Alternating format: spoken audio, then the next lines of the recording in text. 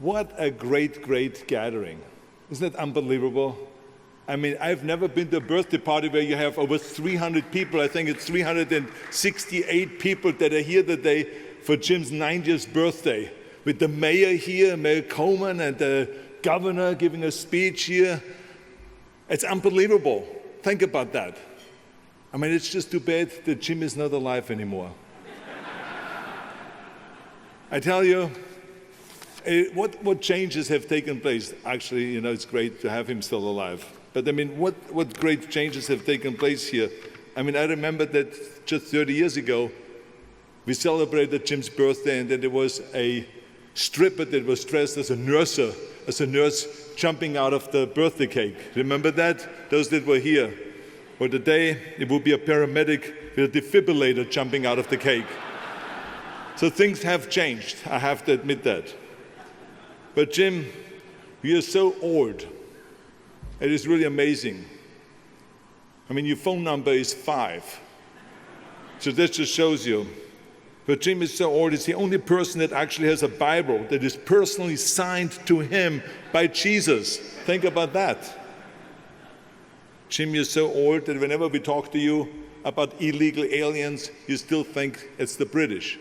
But that's okay. Now, Jim has been my partner for the last 40 years.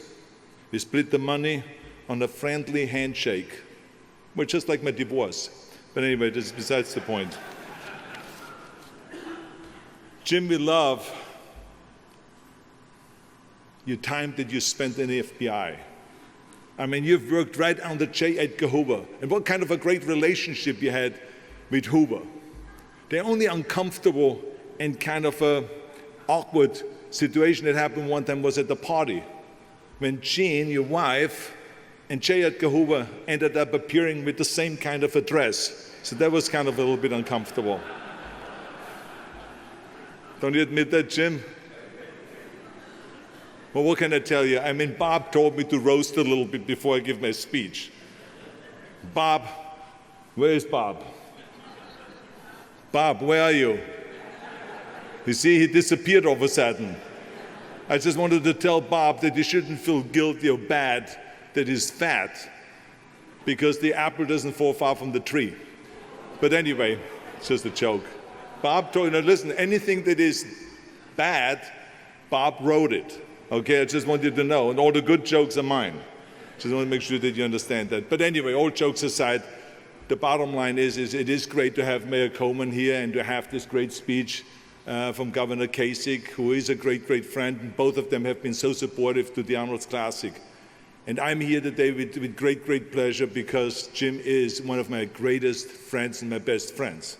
And we met in 1970, and the 2 hours after we met in 1970, he made me a winner. Think about that. I won the Mr. World competition. And it was the best organized competition I've ever been to. And this is why I said to Jim, we got to become partners. When I retire from bodybuilding, you and I, we should organize bodybuilding competitions together. And that's what we have done from 1976 on. So we've been doing this now for 40 years.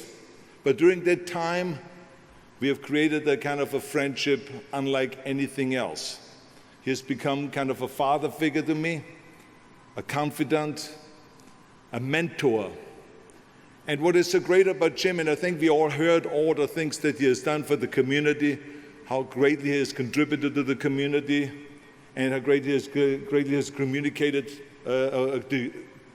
kind of contributed to the city of Columbus and the state of Ohio, to this country and the whole world now with the Arnold Classic.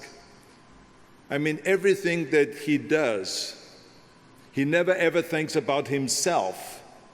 He's the most selfless individual that I've ever met. It's never about he wanting to get credit. He's always behind the scene, and he always is the kind of a person that wants to lift up everyone else. It doesn't matter if it is the track and field team, or if it is the bodybuilders or the strongmen, or the other 56 different sports that are coming here to Columbus, Ohio. He wants to lift and elevate everyone up.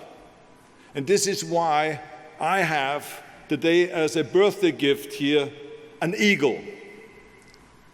I want to show you, take this off.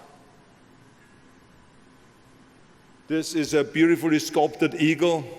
And the reason for this eagle is because it's symbolic. Because you, Jim,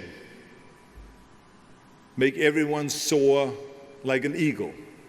And we all know that eagles are a high-altitude bird. You know, the turkey is a low-altitude bird. The buzzard is a medium-altitude bird, but the eagle is a high-altitude bird. But what makes the eagle soar so high is because of the wind that carries its wings. Well, Jim Lorimer is the wind for everybody. He is the one that is lifting up everybody.